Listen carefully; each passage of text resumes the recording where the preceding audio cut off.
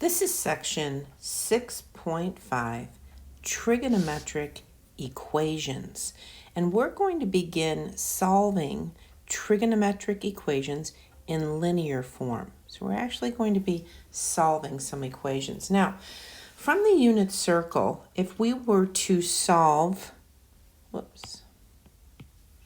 if we were to solve the sine of x equals root 3 over 2, from the unit circle, we can see that there are two values of x between 0 and pi right here, where the sine of that angle is equal to root 3 over 2. So x equals pi over 3 and x equals 2 pi over 3 would be the solutions. However, there are actually infinitely many solutions to the equation because we could have this angle and then this angle and then this angle just for this point. So we have to include every solution. So what we will do is we will write this first angle. So in this case, this would be pi over 3. And then we will add 2n pi to our solutions. So n is any integer. So what does x equal to pi over 3 plus 2n pi equal? Well, that equals pi over 3 plus 2 pi, pi over 3 plus 4 pi, and so forth. And we can do the same for 2 pi over 3, okay? So any integer would also include negative integers. So this would also include plus or minus, plus or minus, plus or minus, and n would be a positive integer. But it's nice that they just have integer because we could also have pi over 3 minus 2n pi, pi over 3 minus 4n pi, and so forth. So I just wanted to make sure you could see that we have infinitely many solutions, and we have to give every single solution. Okay, so let's go ahead and start this, and I will show you here graphically that all the intersections here are solutions because the function is the sine of x, and that's what we have here, the sine of x, and this line right here is root 3 over 2, and so where those two graphs are equal to each other is where our solutions are. So as you can see, there will be infinitely many. Now, some of our equations will give us just an interval that they want solutions to be given on. So let's go ahead and take a look at this first one. We are to solve 3 cosecant of x equals 4 plus cosecant of x. So we're going to subtract cosecant of x from both sides. Whoops, cosecant of x. And as you can see, we will now have 2 cosecant of x is equal to 4. Now we'll divide both sides by 2, and we get the cosecant of x is equal to 2. Well, that should look familiar because this is where the sine of x is equal to 1/2. And the sine of x equal to 1/2, as you can see right here, and we only want 0 to 2 pi, so we can only provide answers on this with this open solutions on 0 to 2 pi. So as you can see, we only have 2 solutions there. We have x is equal to pi over 6 and x is equal to 5 pi over 6.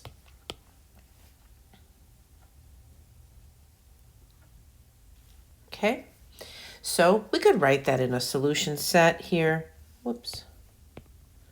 Our solutions are pi over 6 and 5 pi over 6. So we just have two solutions, pi over 6 and 5 pi over 6. Okay, let's look at number 2. Now, as you can see in number 2, we have the entire set of real numbers. So we need every possible solution of this equation. Okay, so let's go ahead and get that equation written down. We have root 2 multiplied by the cosine of x plus 5 equals 4. And now we'll go ahead and subtract 5 from both sides. And then divide both sides by root 2. And as you know, let's go ahead and show that the cosine is negative in quadrant 2 and the cosine is negative in quadrant 3. So in quadrant 3, obviously, we have 5 pi over 4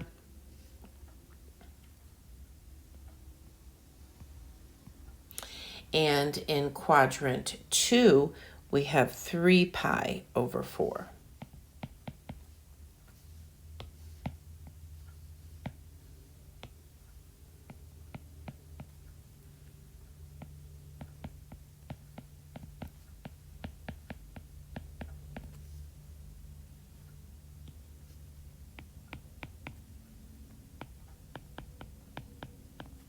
So with this 3 pi over 4 and this 5 pi over 4, we have to add another 2 pi, so begin here, and we also have to include this angle and every other angle that meets at that point, okay? So let's go ahead and write 3 pi over 4 and 5 pi over 4, but we will have to add 2 n pi to both of those.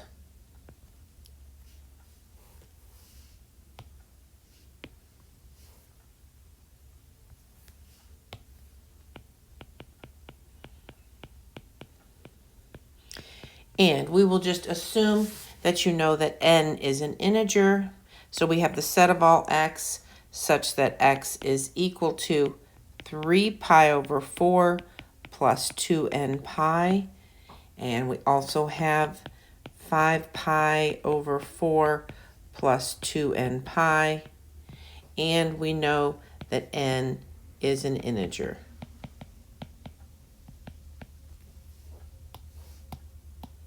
Put that right here.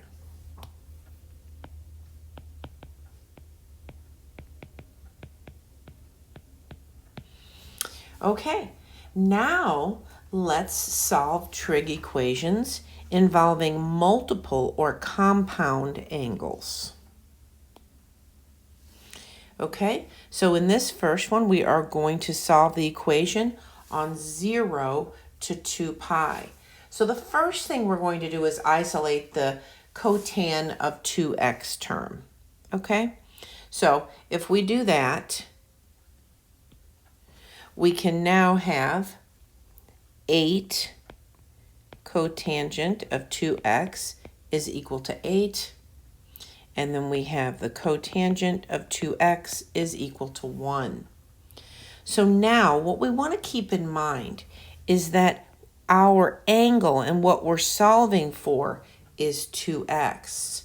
So we would say here that 2x is going to be equal to pi over 4 plus n pi, which means x is going to equal pi over 8 plus n pi over 2. And you can also write 1/2 n pi.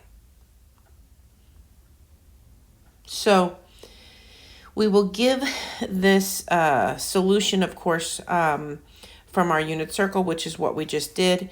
And now to find those actual solutions on 0 to 2 pi, we are going to keep adding pi over 2. And we're just on 0 to 2 pi.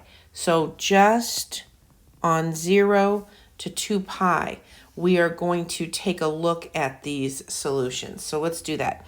When n is 0, we have x equals pi over 8 plus 0 pi over 2, and we come up with pi over 8.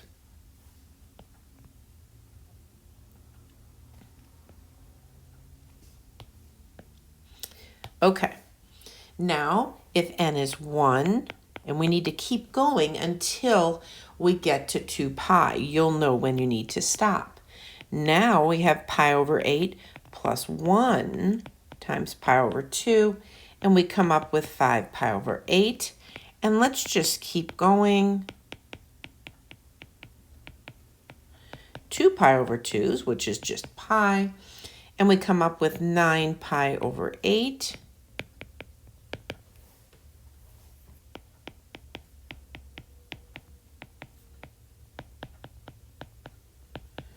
(13 pi over 8). Now we're getting close. We need to keep adding this until we pass 2 pi.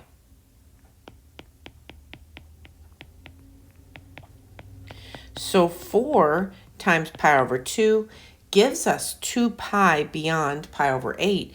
And now we are at 17 pi over 8. And we will actually have to reject this.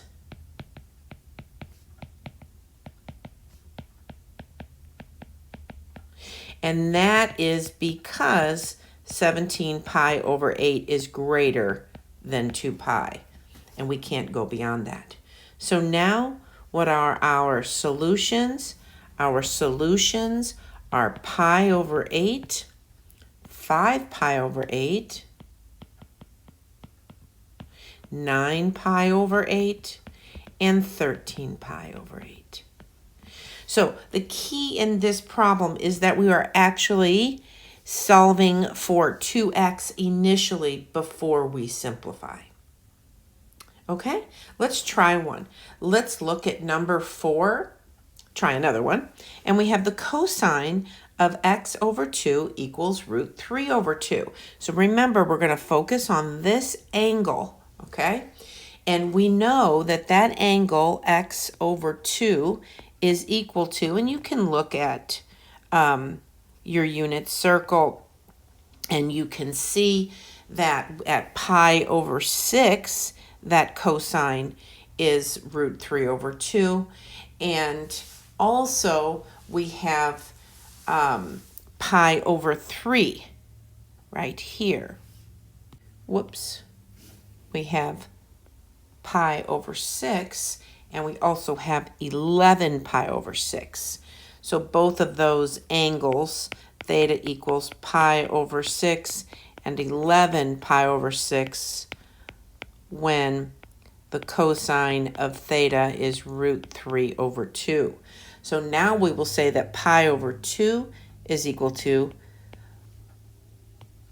that angle itself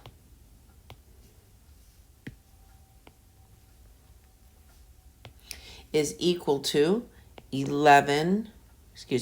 is equal to pi over 6, which is what this first angle is, plus 2 pi n. And then we also have that angle x over 2 is equal to 11 pi over 6 plus 2 pi n.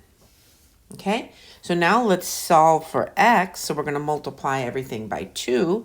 We will have pi over 3 plus 4 pi n and 11 pi over 3 plus 4 pi n. So let's take a look at some of these. And again, we are still on this interval 0 to 2 pi, still on this number 4. So let me write that.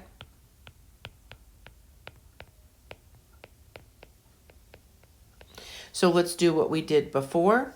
Let's go ahead and have n equal to 0, and we will have pi over 3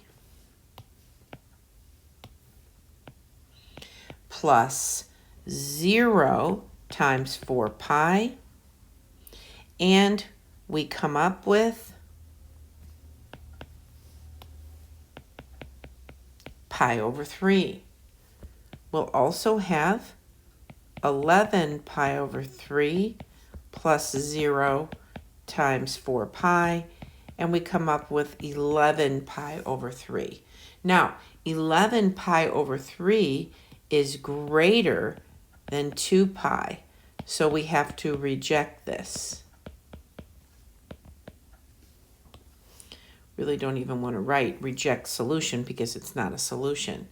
So our solution is just pi over 3.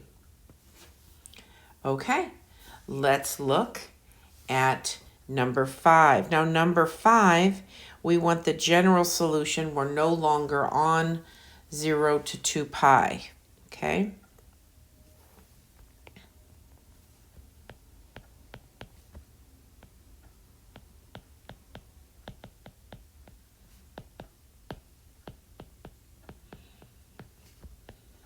Just making sure you knew that. Okay, let's take a look at this angle.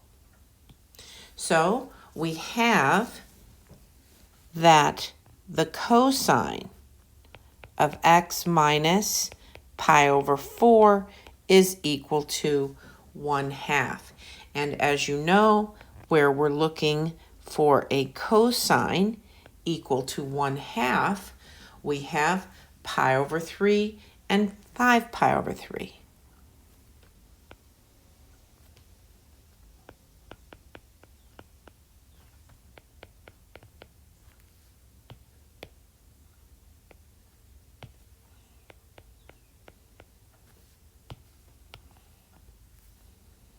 Okay, and so that's where the cosine is equal to 1/2. So now we can say that our angle, this x minus pi over 4, our angle x minus pi over 4 is going to equal pi over 3 plus 2n pi. And then we also have x minus pi over 4 is equal to 5 pi over 3 plus 2n pi. So, working this out, we can now have pi over 3 plus pi over 4 plus 2n pi. Let's do the same here. X equals 5 pi over 3 plus pi over 4 plus 2n pi. We could simplify that, get a common denominator. We have 7 pi over 12 plus 2n pi, and we have 23 pi over 12 plus 2n pi. And actually, these are our solutions. The set of all x such that x is equal to 7 pi over 12 plus 2n pi, and x equals 23 pi over 12 plus 2n pi. We will assume you know n is an integer. I'll write it one more time, but it is assumed when we use this notation. Okay, now let's take a look at some higher degree trig equations to solve. They have asked us to solve this equation on the interval, so we do have a restricted interval, 0 to 2 pi. Let's go ahead and begin simplifying. We have 2 cosine squared x is equal to 1. Cosine squared x is equal to 1/2. So we're looking at solving the cosine of x equals plus or minus 1/2, the square root of 1/2. And actually, we probably recognize that a little bit better as the cosine of x equals 1 over root 2. And as you know, that occurs where we have pi over 4, oops, and 7 pi over 4, okay? And we also have, that's where the cosine is equal to positive and negative. And we also have negative and another positive 1 over root 2. So we actually have 4 places where this is true. Let's separate those. Let's say here is where the cosine of x is equal to 1 over root 2. And we are also solving the opposite of 1 over root 2. So as we just showed on the unit circle, x is equal to pi over 4 and 7 pi over 4. And here we have x is equal to 3 pi over 4 and 5 pi over 4. So now all of those are within 0 to 2 pi. We can just write them in a solution set.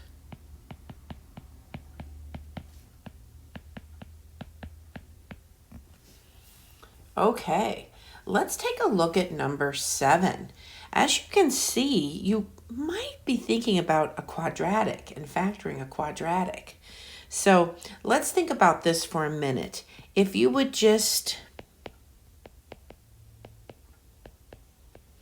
think about this quadratic equation, 2u squared plus 5u plus 3 is equal to 0. And we are looking for a times c equal to 6 and b equal to 5. So we come up with a 3 and a 2, and then dividing those by 2u, and this will simplify to 1 over u, and the other one's alone. So now, already simplified. So now we can have that this is equal to 2u plus 3 multiplied by u plus 1. Okay, so our u is the sine of x. So we'll come over here and we'll say that this is equal to 2 sine of x plus 3 multiplied by the sine of x plus 1. So we will be doing some factoring here.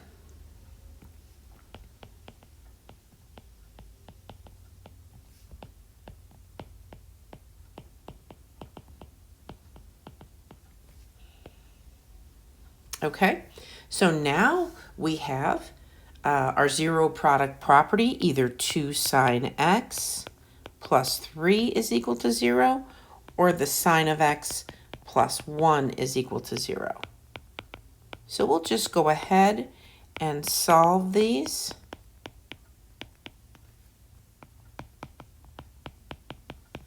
And as you can see, we have x is equal to 3 pi over 2. That is where our sine is equal to a negative 1. And here there is no solution. So, as you can see now, we have, and I can just go ahead and write that negative 3/2 is greater than 1. And we can only have those values between negative 1 and 1. So I guess you could say it's less than negative 1, okay, when we solve the sine. Okay, so we just have one solution, and we can say that x is equal to 3 pi over 2.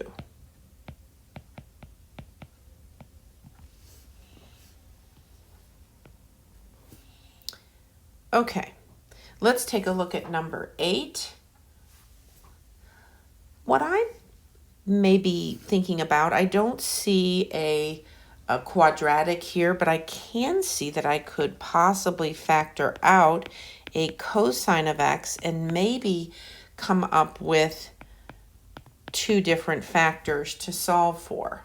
So factoring that cosine of x out leaves us with a tangent squared x minus 3. So now we can use our zero product property. And we can just go ahead and solve this. The cosine is 0 when x is equal to pi over 2 and 3 pi over 2. And then looking at where this tangent squared x is equal to 3, so our tan of x is plus or minus root 3. And we do know that occurs at pi over 2. Actually, we have the tan of x is equal to positive root 3. We should probably separate those out. I'll do this here to the side. And let me just square that off. Okay, so now we have to solve the tan of x is equal to a positive root 3, and this is the opposite of root 3. So now this occurs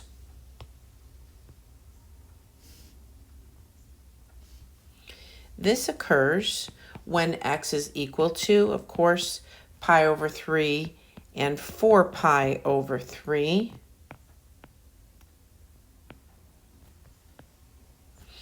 And when we're looking for where the tangent of x is the opposite of root 3, we have 2 pi over 3 and 5 pi over 3.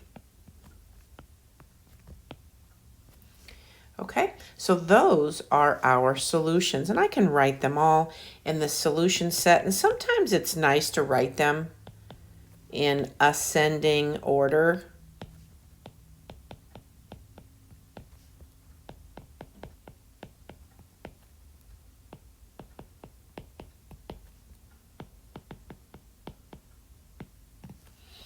Okay, so now we're going to be using identities in solving our equations. So we're going to have to be thinking about how to use some of the identities that we have learned so far. And let's see what we have here. And we will be solving on the interval 0 to 2 pi. So at first glance, you might be thinking, well, we could factor this, but we cannot factor this. We have a sine squared and then a cosine. So we can't factor this. So we're going to look for some other algebra and also our identities. And what we do notice is that we know that the sine squared is 1 minus the cosine squared. So let's give that a try and see what we have. So we can distribute that 2. And then we have like terms. So let's add that 5 and that 2 together. And then let's go ahead and make sure our leading coefficient is 1. So we will just multiply every term by a negative 1. And now you can see that we do have a quadratic. So we are looking for, I'll do this in a different color. We have negative 14 is a times c, and b is 5. So clearly that's a 7 and a negative 2 to sum to 5, and the product is negative 14. We'll divide by 2. I'll just put an x here. Whoops, I better not put an x because we have an x in the equation. This reduces to a negative 1 over u, and we're good here. So now we have 2 cosine of x plus 7 multiplied by the cosine of x minus 1. So that looks a lot better and like something we are going to be able to solve. So let's go ahead and use our zero product property. We know that 2 cosine of x plus 7 is either equal to 0 or cosine of x minus 1 is equal to 0.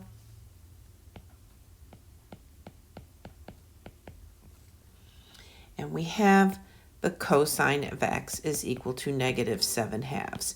And of course that is greater than negative 1.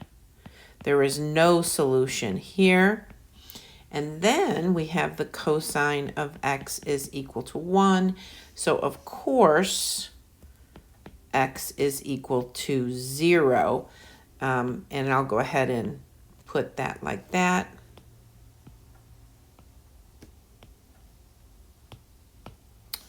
And we know that that is because, of course, our angle is 0 on the unit circle where the cosine is equal to 1.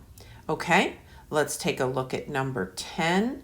So these should start to get a little bit easier as you work through them. So let's take a look at number 10. We have the sine of 2x equals cosine x.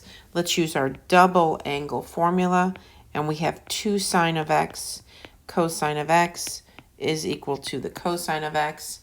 And we cannot cancel. Do not do that. We do not divide both sides by the cosine of x because the cosine of x could actually equal 0.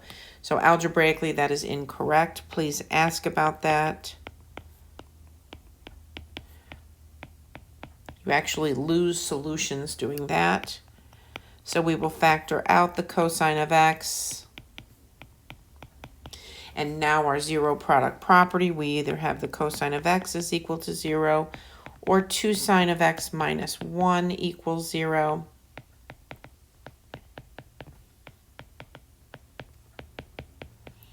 Okay, and so we know that the cosine of x is equal to 0 when x is pi over 2 and 3 pi over 2. And of course, we are still on 0 to 2 pi. And our sine of x is equal to a positive 1/2 when x is pi over 6 and 5 pi over 6. So our solution set, I'm just going to write these in ascending order. Pi over 6, pi over 2, 5 pi over 6, 3 pi over 2. Okay, let's look at number 11. The sine of x equals the cosine of x. So you do need to think about where are they equal to each other. So what we have here is that the sine of x minus the cosine of x is equal to 0. So either way, you are thinking this is where the sine and the cosine are the same at the angle. And of course, it's at pi over 4 and 5 pi over 4. So x is equal to pi over 4 and 5 pi over 4. There is another way that you can also show this if you want to really work through this. And you could use this right here. Let me move this up. This is where the sine and the cosine are the same.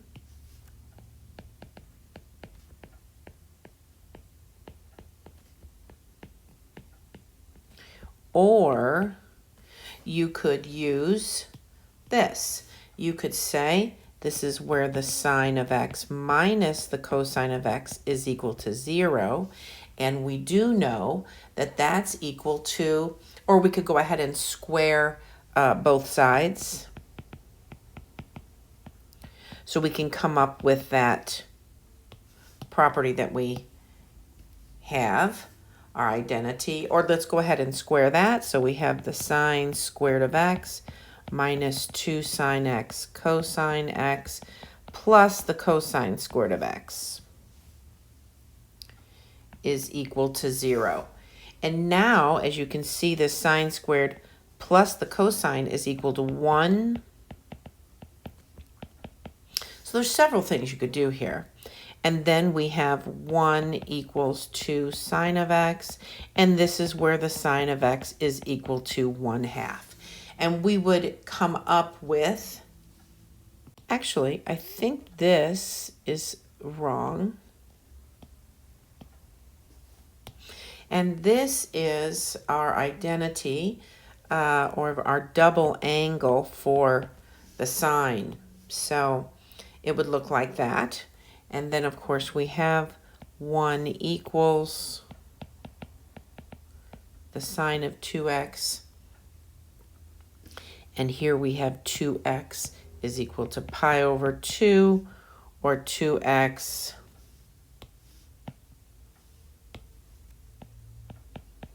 is equal to pi over 4.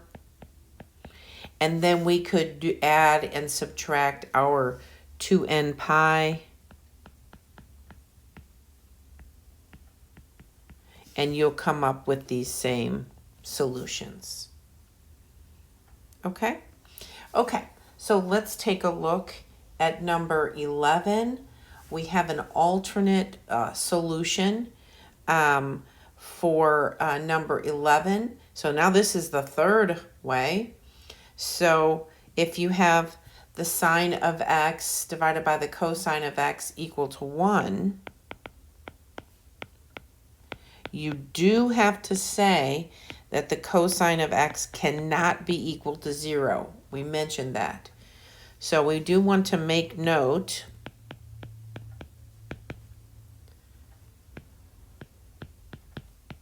that we must state that the cosine of x is not equal to 0 to solve this way. Okay? So now we have that the tangent of x is equal to 1, and we know that the tangent is equal to 1 at pi over 4 and 5 pi over 4.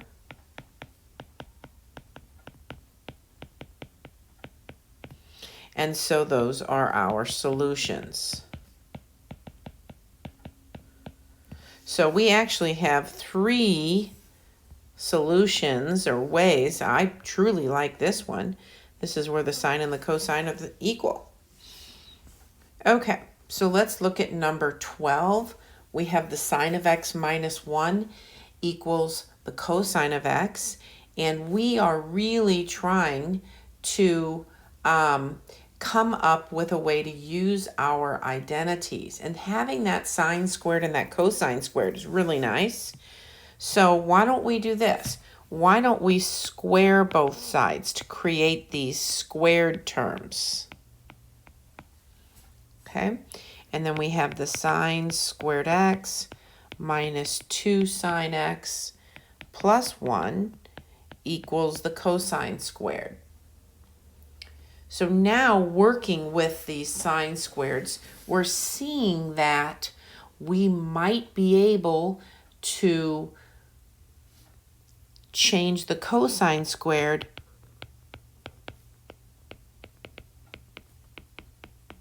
to the sine squared, which is 1 minus the sine squared. Now we have some like terms. So let's go ahead and add a sine squared to both sides. And then we'll be able to subtract 1 from both sides. So now what you notice, we could actually factor a 2 sine of x out of both terms and have the sine of x minus 1. And now we have either 2 sine of x is equal to 0 or the sine of x minus 1 is equal to 0.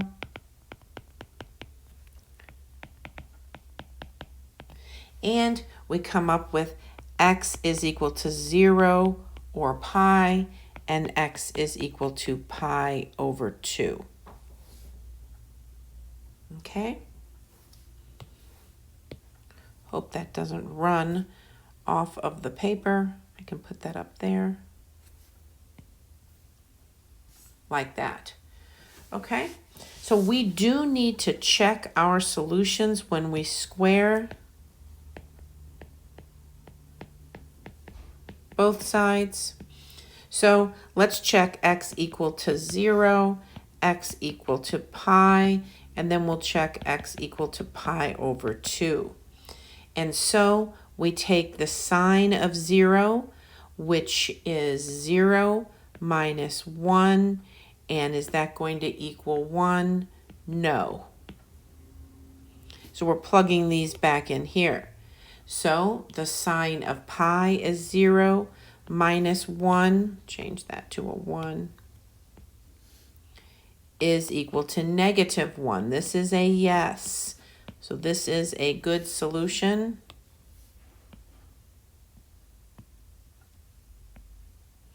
And then let's check pi over 2. So the sine of pi over 2 is 1. And we're subtracting 1. And the cosine of pi over 2 is 0. So this is a yes. So we have another good solution here. So now we have pi and pi over 2 as our two solutions. Okay, let's look at using inverse functions to express solutions to our trig equations. So now we are solving on 0 to 2 pi, and we have 4 cosine squared x minus 7 cosine x plus 3 is equal to 0. And if we go ahead and factor that, we come up with 4 cosine of x minus 3 multiplied by the cosine of x minus 1. And we have that 4 cosine of x minus 3 equals 0, or the cosine of x minus 1. And we'll just go ahead and solve these.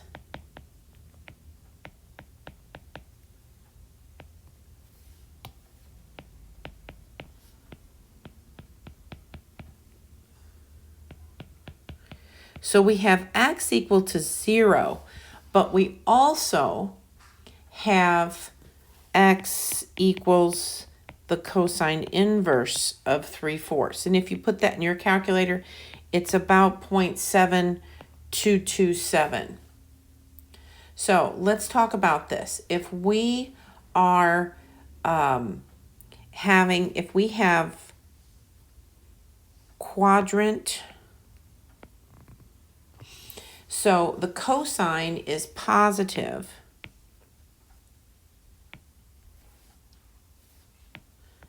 in quadrant 4. So of course we have here, and we also have here. Oops. So now we can go ahead and say that that x is equal to 2 pi minus the cosine inverse of 3/4. And now that is 5.5605. So now what are our solutions? We have 0. We have the exact answer, cosine inverse of 3/4. And we also have 2 pi minus the cosine inverse of 3/4. Okay, and now let's approximate solutions using our calculator. So if you take a look here, if we're going to use our calculator, we're going to put this in y1 and this function in y2. And we are going to have this intersection. So this, of course, is our 2 cosine of x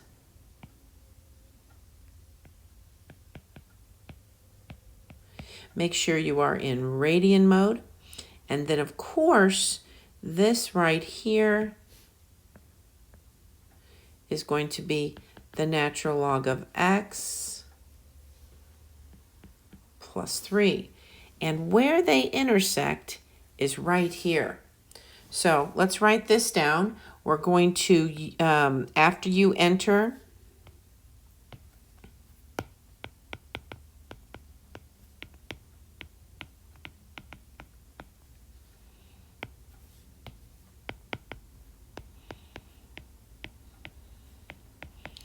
enter the functions in y1 and y2. I want you to use Zoom Trig because Zoom Trig will give you a nice trig window, and then you'll use your intersection of graphs, and that's under second, calculate, and you can find intersect, and we can maybe do that here in a second.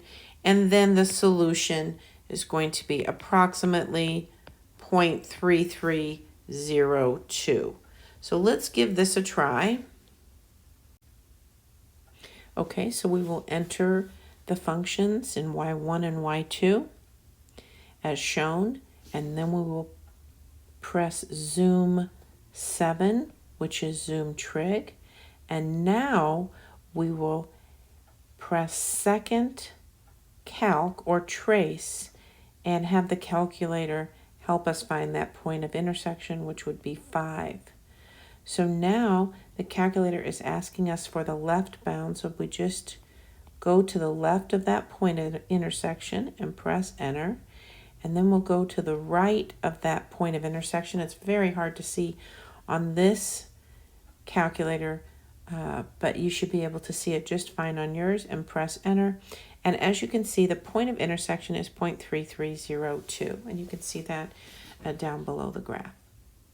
And this concludes this section.